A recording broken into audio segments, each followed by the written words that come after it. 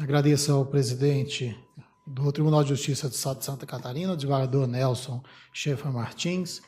E antes de passar para o próximo habilitado a manifestar, que é o juiz Gervásio Protásio Santos Júnior, presidente da Associação dos Magistrados do Maranhão, eu gostaria de passar a condução dos trabalhos ao conselheiro Paulo Teixeira, lembrando como gestão participativa é um dos temas centrais dessa audiência pública, um pressuposto da democracia, e impõe-se a sua prática também na condução dos nossos trabalhos. Não basta o CNJ apenas fomentar a gestão participativa, mas, sobretudo, dar o exemplo da gestão participativa na condução desses trabalhos. Diante disso, eu passo ao conselheiro Paulo Teixeira a condução dos trabalhos.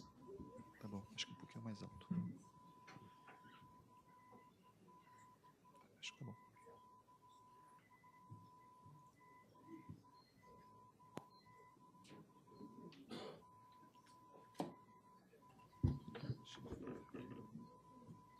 Senhor conselheiro Paulo Teixeira, que preside esses trabalhos, na sua pessoa, gostaria de saudar a todos os senhores conselheiros presentes, senhores presidentes de Associação de Magistrados aqui presentes, senhores presidentes de Tribunais de Justiça e o saldo na pessoa da presidente do Tribunal de Justiça do Estado do Maranhão, desembargadora Cleonice Freire, senhores advogados, funcionários.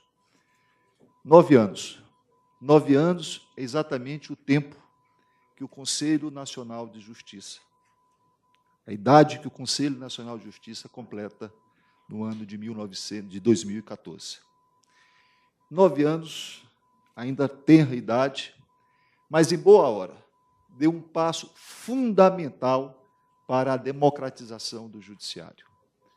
Não só ao discutir um tema que já se encontra na pauta das associações por muito tempo, mas, sobretudo, por permitir a democratização deste debate através desta audiência pública. Tenho a absoluta certeza que, daqui a 100 anos, quando escreverem a história deste Conselho, certamente esse dia estará marcado nessa história. Pela primeira vez, de uma forma ampla, este Conselho ouviu todos os segmentos, ou está ouvindo todos os segmentos do Poder Judiciário. Falo aqui na condição de presidente da Associação dos Magistrados do Estado do Maranhão, mas também, como exerço o cargo de coordenador da Justiça Estadual da Associação dos Magistrados Brasileiros, também dou voz àqueles colegas das associações que não tiveram a sua habilitação deferida por razões óbvias em decorrência da escassez de tempo. Não quero me repetir, bater na tecla que praticamente todos os oradores aqui bateram, ou seja, a discrepância de estrutura do primeiro e do segundo grau. Para um bom observador, basta examinar o Justiça em Números. Quando nós pegamos a taxa de congestionamento do primeiro e do segundo grau, estará ali. No ano de 2010, primeiro grau, 78%, segundo grau, 48%. 2011, primeiro grau, 80%, segundo grau, 49%. 2012, primeiro grau, 79%, segundo grau, 45%. E aí a grande questão que fica, os juízes de primeiro grau são menos competentes, menos preparados do que os juízes de segundo grau? É evidente que não. A resposta tem sido dada de forma reiterada nesta tribuna. E um detalhe me chama a atenção, senhor conselheiro Rubens Curado. Não vi ninguém aqui desta tribuna dizer ou se posicionar contra a resolução. Ninguém, absolutamente ninguém, conselheiro Paulo, se posicionou contra a resolução. Todos que aqui falaram, de uma forma ou de outra, com pequenas nuances, defenderam e reconheceram a necessidade de melhor estruturar o primeiro grau. E aí eu pergunto, o que falta? O que faltam aos presidentes dos tribunais, o que faltam às cortes para adotarem para dar este passo histórico? Será que foi necessário o Conselho Nacional de Justiça suscitar a questão para que possamos debater? Ou ninguém sabia desse fato? Evidentemente que todos nós sabíamos desse fato. E aqui, permitam-me colocar o dedo na ferida. O que nos impediu até o momento de dar um passo histórico é a cultura do patrimonialismo, conselheiro Gilberto.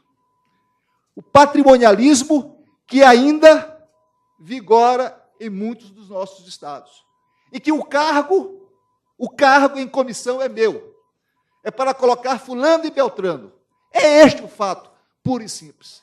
É evidentemente que em estados mais, outros menos, mas nós temos esta dificuldade.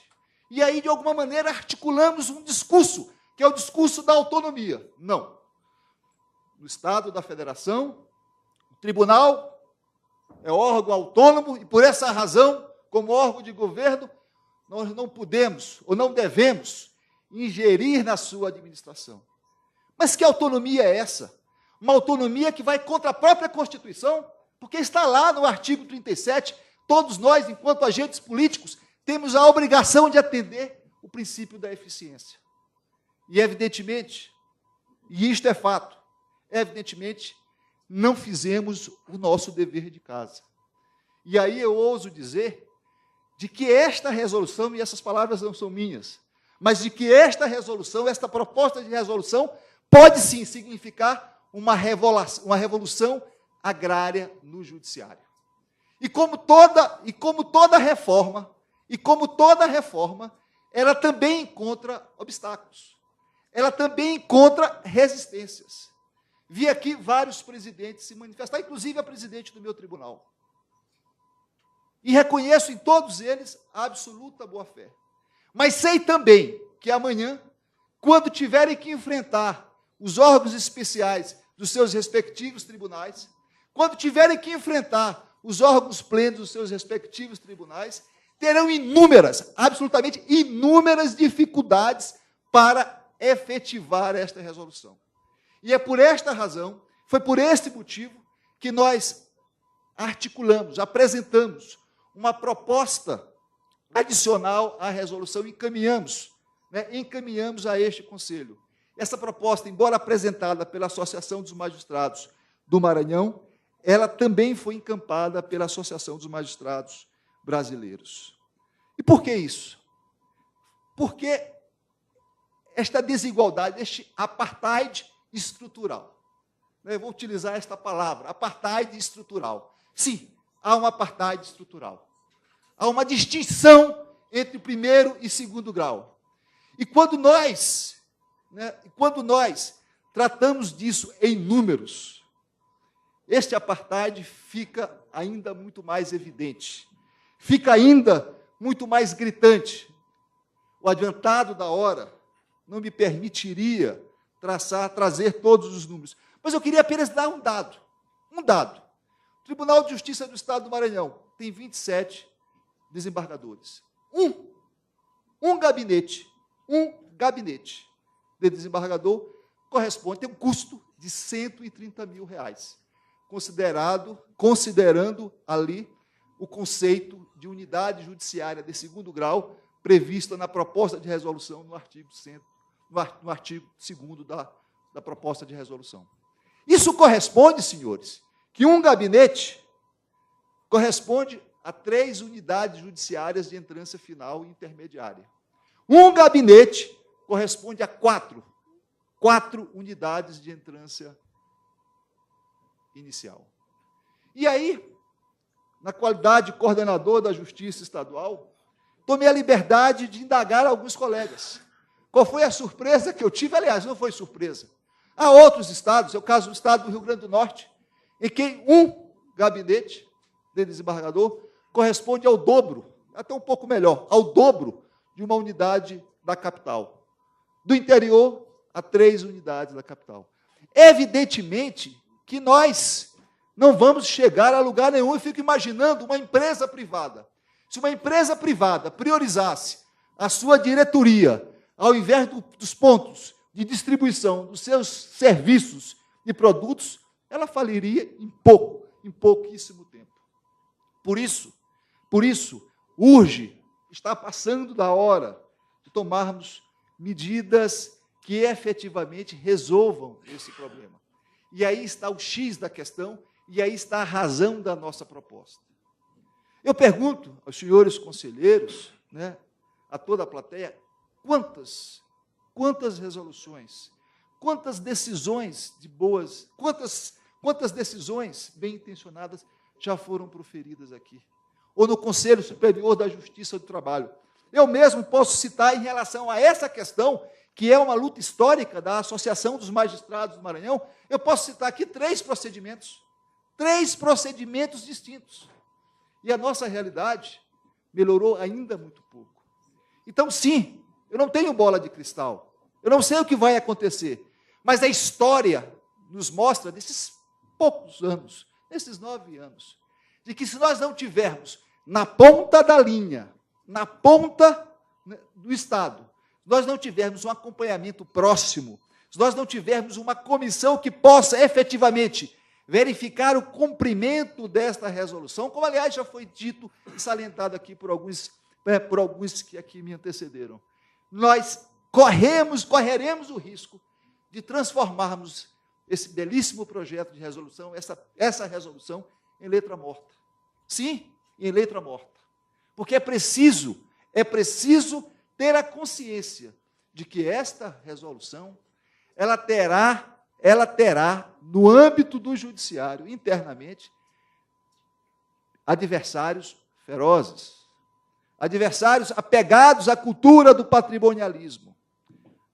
E por essa razão é que a nossa proposta, ela estabelece, ou ela prevê, ela permite a criação, no âmbito de cada tribunal, de uma comissão paritária, com a participação da presidência, da corregedoria, das associações de magistrados e de servidores, no sentido não apenas de acompanhar a implantação da resolução, não apenas, mas também de adequar, e aí é importante, e aí chamo a atenção, de adequar, evidentemente respeitados os limites do artigo 28, mas de adequar as peculiaridades locais à aplicação da resolução. Evidentemente, Santa Catarina não é igual ao Piauí, que por sua vez não é igual a São Paulo, que por sua vez não é igual ao Maranhão. Cada estado, nós estamos num país continental. E num país continental, nós temos que ter a percepção de que a realidade local ela não é única. Nós não podemos correr o risco que, por vezes, o Executivo corre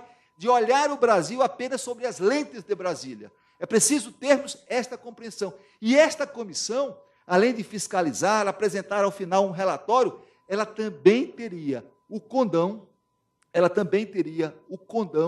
de, efetivamente, propor adaptações às circunstâncias locais. Eu fico a pensar de que nós, durante muito tempo, nós do movimento associativo, ao realizarmos esse discurso, sofremos a crítica de alguns magistrados, de que a associação ela deve defender o magistrado e não deve se envolver em questões que dividem a magistratura. E aqui é o ponto central. O poder judiciário, nós magistrados, integramos o poder judiciário. E para que sejamos valorizados, para que sejamos respeitados pela sociedade, para que tenhamos asseguradas as nossas prerrogativas, é de fundamental importância que o Poder Judiciário preste um serviço de qualidade à sociedade. Porque nós, de uma maneira geral, nós apenas valorizamos aquilo que funciona bem.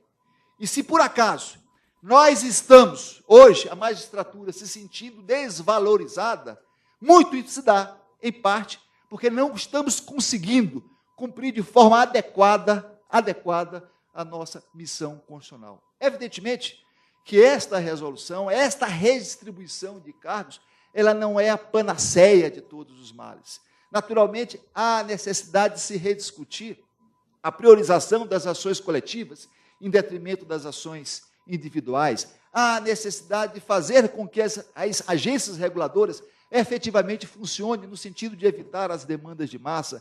há necessidade de se rediscutir também a distribuição, a racionalizar a jurisdição. Enfim, são vários passos, mas sem dúvida alguma, nós não podemos incorporar aquele discurso de que, como falta dinheiro, é preferível investir no segundo grau. No estado como o nosso, como no Maranhão, apenas 6% de toda a demanda judicial, chega ao segundo grau. E, todavia, 25% da força de trabalho voltada para a atividade judicante está centrada no segundo grau. Dessa forma, não chegaremos a lugar nenhum. Já estou concluindo, mas eu queria concluir, eu queria dizer dois aspectos. Primeiro, queria registrar, e aqui eu me valho de uma afirmação do ministro Luiz Roberto Barroso, de que quem pensa diferente, né, eu sei que existem pessoas aqui que pensam diferente, mas quem pensa diferente não é meu adversário, mas parceiro na construção de uma sociedade, de uma instituição plural. E, finalmente, eu tenho 23 anos de magistrado. Ingressei na magistratura muito cedo. Dediquei quase a metade da minha vida está aqui dedicada à magistratura. E eu realmente ainda não perdi a capacidade de sonhar com um judiciário eficiente, democrático e que distribua justiça a todos. Muito obrigado.